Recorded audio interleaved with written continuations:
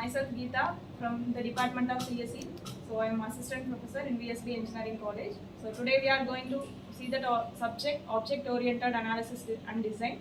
So in that subject we are going to discuss about the topic UML diagrams. So before going to the topic, so first we need to know about what is meant by OOAD. So that is Object Oriented Analysis and Design. So it is nothing but software engineering approach that models a system as a group of interaction between different objects. So in that, first we need to know about what is meant by unified process. So that unified process is also called as rational unified process. So that is nothing but software development process. How we can develop different types of softwares by using this UML diagrams. So this unified process contains set of phases that are inception, elaboration, construction and then transition. These four types of phases are discussed in object-oriented analysis and design. So consider that first phase, inception. So it is nothing but requirement gathering process. So it is the initial process for every project. So based on this only we are developing a product. So that is called as inception. So second phase is elaboration. So the main role of this elaboration phase is creating a design. That is based on the requirements we need to create one new design for our software project. So third one is construction. So in this phase we are creating the implementation, that is coding. So this is performed fully based on the design and then requirements process. So fourth one is transition. So it is nothing but we are producing the final product, that is transition. So after producing that product we need to gather the information from the customers, what are all the feedbacks we need to receive. Likewise we have to perform the process, that is performed in transition phase. So next topic is UML diagram. So UML expansion is Unified Modeling Language. So it is nothing but it is one of the standard diagrammatic representation for specifying the software artifacts. So here I am mentioning the keyword artifacts. So that is nothing but physical piece of information that is produced by software development process, that is called as artifacts. So UML diagrams are classified into different types. So here I am mentioning some of the types. So first one is use case diagram. Second one is class diagram, third one is interaction diagram, fourth one is state diagram, fifth one is activity diagram and sixth one is package diagram. So consider that first type, so that is use case diagram. So it is nothing but it is one of the representation of behavior of the system. So this is one of the basic diagram needed for every project. So in this diagram we represent only the basic information needed for that presentation. So here we need some of the components, so that are actors, system, use case and then relationships. So what is meant by actor means who are the persons involved in that process are called as actors. And then second one, system. So collection of use cases are called as system. So third one, use cases. So what are all the process we performed in that project are called as use cases. So fourth one is relationship. So this relationship is classified into three types. So include, extend and then generalization. So include, where we have to use that include means for common relationship we can use that include relationship. So second one is extend. So that extend relationship is used at the time of the process is performed based on that condition. So on that time we have to use that extend relationship.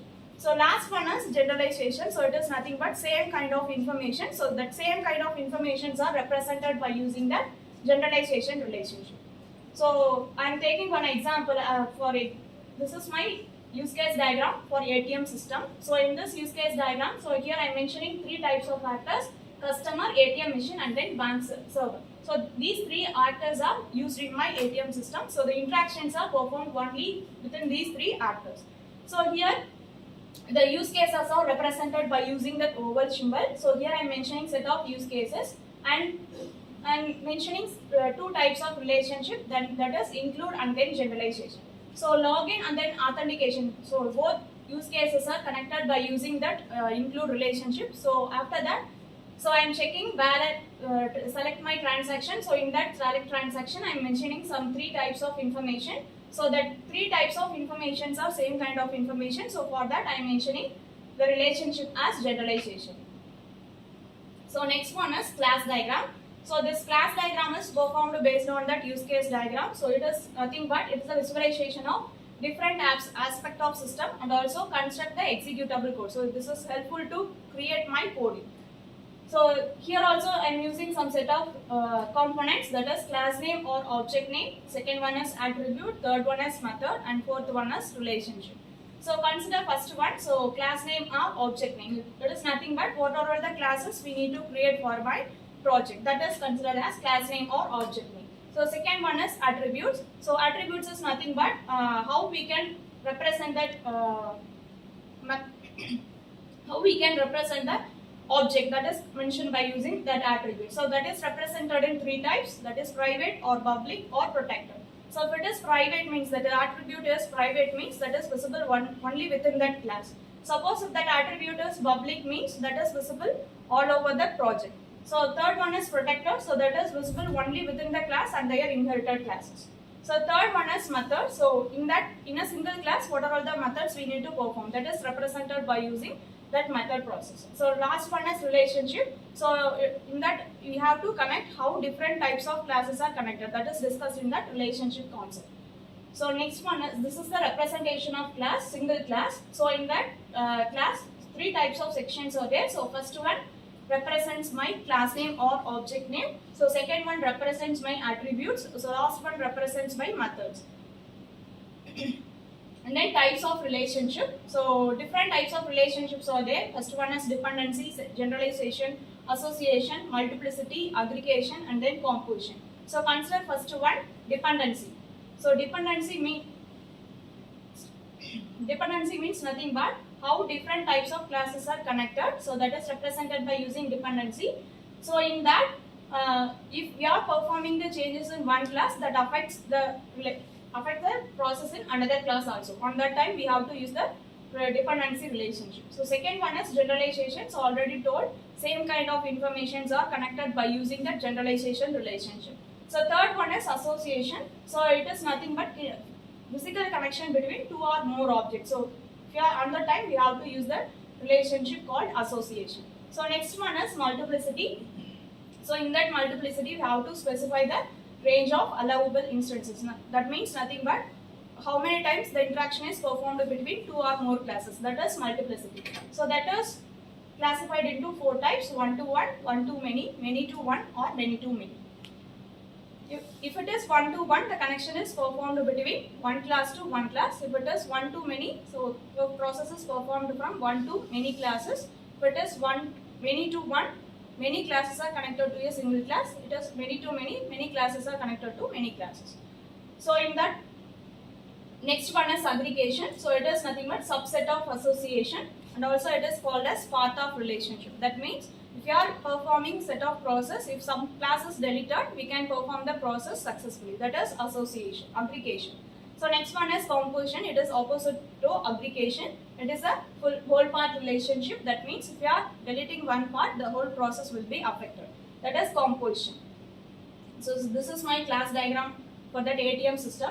So here I am mentioning 7 different types of classes. So customer, bank, account, ATM, current account or my saving account, and then ATM transaction. So for each class I am mentioning set of attributes and then methods. For each attributes and methods I am mentioning some set of visibility factors. And also different classes are connected by using some set of relationships. This is my class diagram. So at the next diagram is interaction diagram. So it is used to how the object are interacted with other through messages. That is interaction diagram. So this interaction diagram is classified into two types, that is sequence diagram and then collaboration diagram. So in sequence diagram used to represent one scenario of use cases, but in collaboration diagram, the interaction that illustrate object interactions in a graph. Sequence diagram. So sequence diagram is used in a unified modeling language. So it illustrates how the sequence messages are communicated between different objects.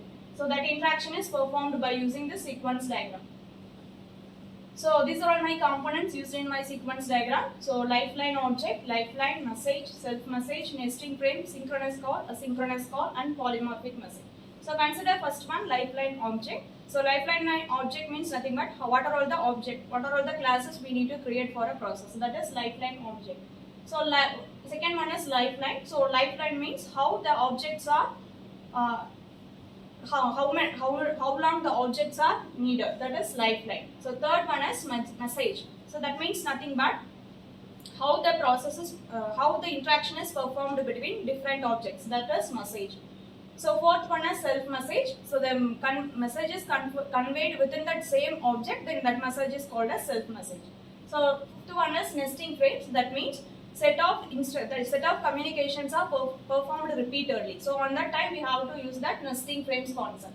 So sixth one is synchronous call. So it is nothing but if you are sending message, you can wait for the reply message. After that only the another message will be sent. So and then seventh one is asynchronous call. So it is opposite to synchronous call. So it does not wait for the reply message. It directly send the multiple messages to different objects.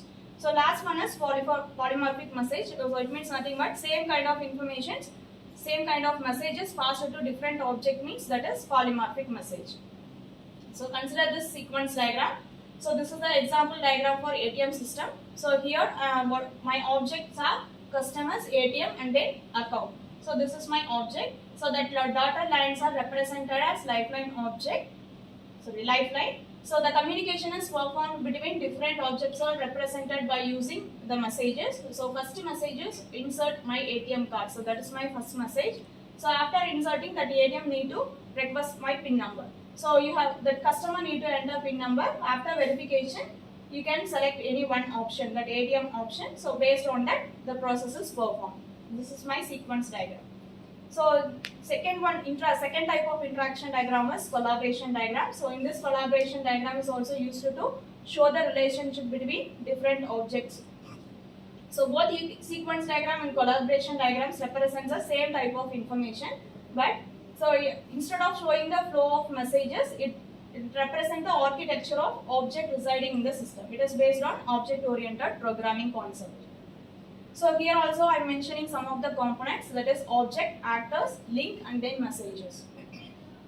So this is my collaboration diagram. So here objects are customer, ATM screens, card reader, account and then object. So this is my object. So here also I am mentioning set of information, that is messages. So that messages are performed only within that two objects. If that input account and then choose option, input PIN, so these three are performed only from customer to ATM. So promote input PIN, promote choose options, promote account, these three are informations are performed from ATM to customer. So likewise it represents like a graph. So next one is state diagram. So state diagram is also called as state chart diagram or state machine diagram or state transition diagram. So this diagram shows the order of state underwent by an object within the system. So here also I am mentioning some of the components, that is initial state, state box, transition, decision box and then final state. So initial state is nothing but when we have to start the process, that is my initial state. State box means nothing but it is like an object representation. Then transition means how different different states are connected, that is transition. So fourth one is decision box. If you made some process based on condition means that is represented by using decision box. So final state is used to represent your ending process. So consider this state diagram example. So this is for ATM machine. So here first is dot is represent my initial state and final dot with circle is represented as final state. So remaining that rectangle boxes are considered as state transition. So here I am performing some of the operations that are represented by using messages, that is invalid code or code read successfully, invalid PIN. Likewise we can perform some set of instructions. And then next one is activity diagram. So activity diagram is basically a flowchart type of representation. So this activity diagram describes as an operation of the system. The control flow is drawn from one operation to another operation. This type of flow can be sequential or branch or concurrent. So in this also we need to use set of notations, that is initial, action box, decision box, fork, join and then final. So already told initial is my starting state, action box is nothing but my state representation. So decision box is used to choose based on that decision, and then here I am mentioning two extra types, that is fork and then join.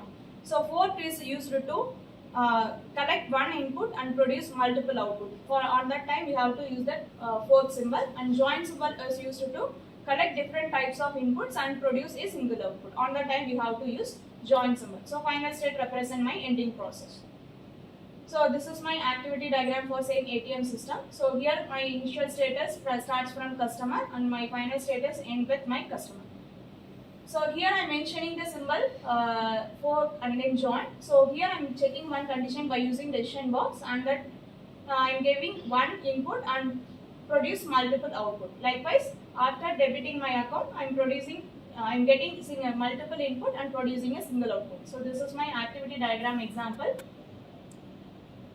And then next one is package diagram. So it is used to simplify my complex class diagram. So it is nothing but a collection of elements or methods or classes. So packages are represented as a rectangle box with a small tab at the top. So we can use nested concept also in this package concept. So nested packages, if you are using nested concept, the nested package name must be represented on the top and the inner package name must be represented in the rectangle box. So this is my package representation. So here I am mentioning ATM system as a main package, and inside that I am mentioning transaction and physical as a nested package. So and here also I am performing some of the actions by different types of actions are connected by using relationship concept. So after ATM is connected with another one package, that is banking. So here I am not using nested concept, I am mentioning only one package. So inside that package I am mentioning set of attributes. For that attributes also we need to mention some of any one visibility factors. And then next one is deployment diagram. So it is nothing but visualizing the physical hardware on which the software will be deployed. So it portrays a static deployment view of the system, and also it involves the nodes and their relationship. So it ascertains how software is deployed on the hardware, and it maps the software architecture creation design to the physical system architecture and how it will be executed. That is described in the diagram. So here I am mentioning some of the components, that is component, artifact, interface and then node. So this is my deployment diagram. So this is my representation of deployment diagram. So what are all the objects we need to create? So that is represented by using deployment shape, and different types of deployment concepts are connected by using relationship. So next one is component diagram. So it is also similar like deployment diagram. So component diagram is used to break down a large object oriented system into a smaller component, so as make them more manageable. So it models the physical view of a system such as executables, files, libraries, etc. that resides within the node. So it visualizes the relationship as well as the organization between the components present in the system. So it helps in forming an executable system, and also a component is a single unit of system which is replaceable and executable. So this is my representation of component diagram. So likewise in previous diagram I am mentioning what are all the objects needed for this diagram. So that is represented by using that component symbol, and the different types of components are connected by using that relationship concept. That's all. Thank you.